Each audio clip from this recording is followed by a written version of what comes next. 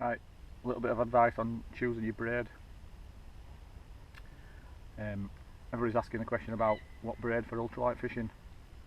The answer is as light as you can get away with. However, you need to think about a few things first. Don't just think I'm fishing for perch, I'm going to use £6 braid. That might be your answer, but it depends where you're fishing and what lures you're using. If you're using cheap shads, £6 braid's fine. If you're fishing a small little chalk stream with not many snags, or a tiny little canal with not many snags, £6 braid is fine. If you're fishing snaggy waters like I do, snaggy rivers, pike infested canals and rivers, then you need a little bit more protection. There's no point having £6 braid on and then hooking pike after pike after pike, because you're just going to be fishing for, well, you're not going to be fishing right. So in that case, £20 braid will give you the chance of getting your lure back.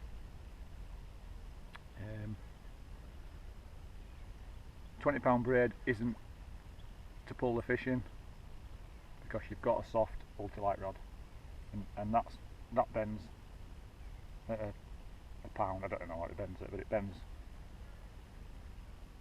to nothing. So that you can't put £20 of pressure onto your rod, so you're not going to put £20 of pressure onto your line. So it's not about strength for when you've got a lure on, when you've got a fish on. It's all about getting your lure back. And basically, when you get snagged up, cheap lures, but you don't want to lose too many. If you fish like I do all year long, you'll lose hundreds. So £20 braid, and if that hook gets snagged, you'll bend it out, and they're easy to bend back. A pair of pliers, bend them back in shape, and they'll last a long time.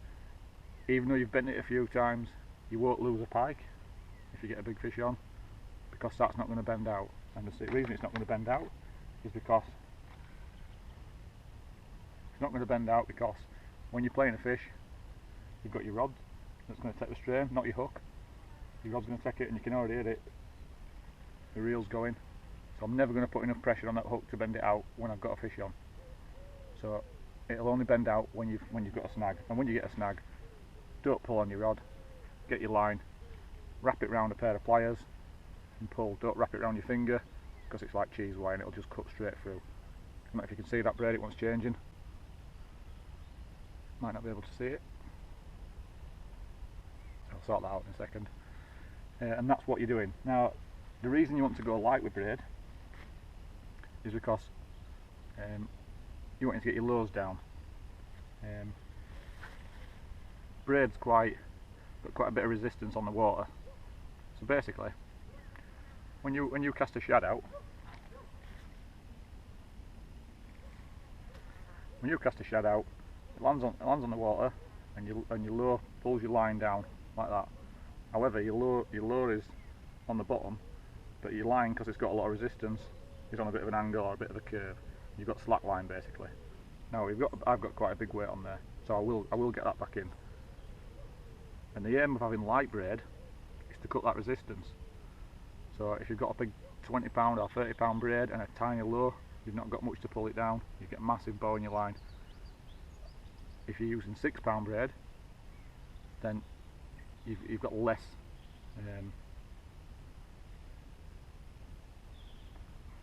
resistance. I can't remember the word then. So that's the reason why you're choosing lighter braid. But don't just go, I need light braid. Choose it because you need to. If you're fishing places with no pike, then you can go for your fluorocarbons and things. I never use fluorocarbon, wire trace, catch pike and perch all day long. Don't worry about having slightly heavy braid or slightly heavy wire trace to what you think you need when you're fishing for perch. If you're catching pike, you need to have some protection. You don't want to leave a 12-pound Rapala in a pike's mouth. One, because the pike's going to die, or possibly going to die, and two, because you've lost another lure. You can see this is a 20-pound wire trace. I don't know if you can see how thin that is. Really thin.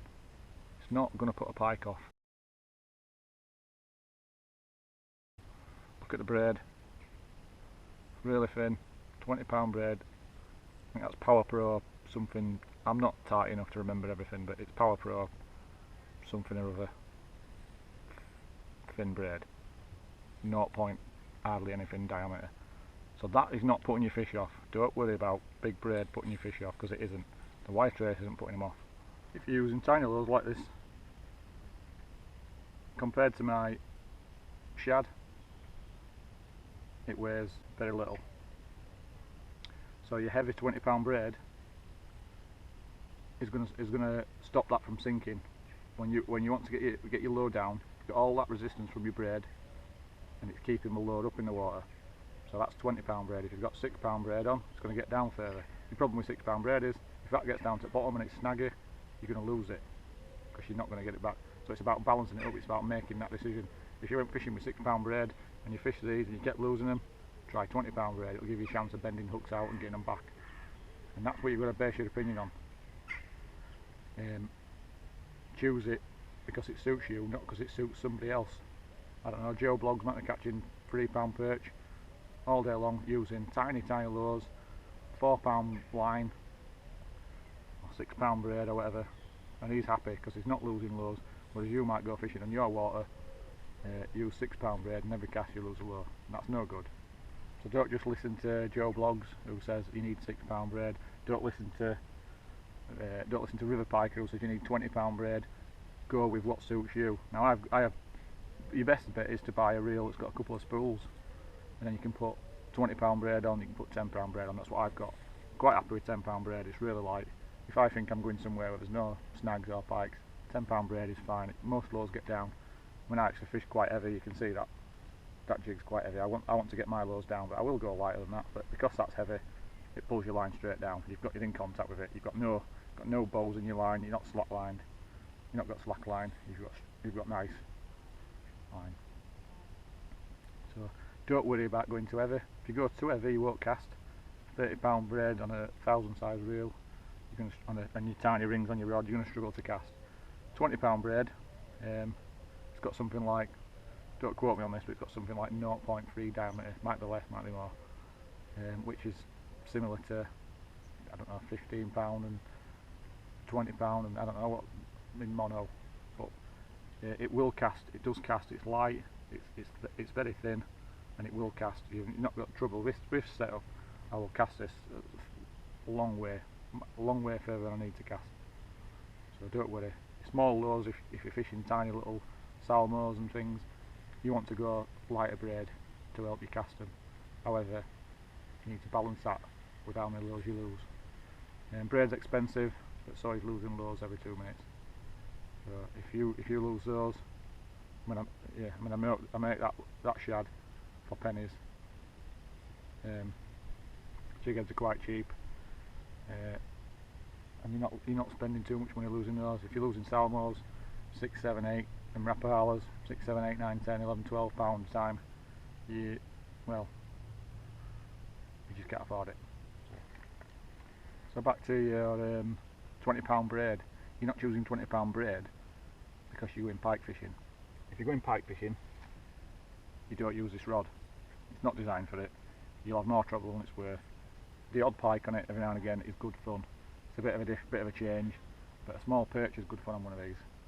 So you're not choosing £20 braid because you're getting pike. You're using £20 braid to get your lures back and a bit of protection. That's all that is. With £20 braid, you can put a wire trace on, and you're protected against that occasional pike. If you're catching pike all the time, then go bigger, get a proper pike rod, and just go 30, 40, even £50 braid probably on a medium to light pike setup. Base it on what waters you're fishing. Don't base it on what somebody else is doing.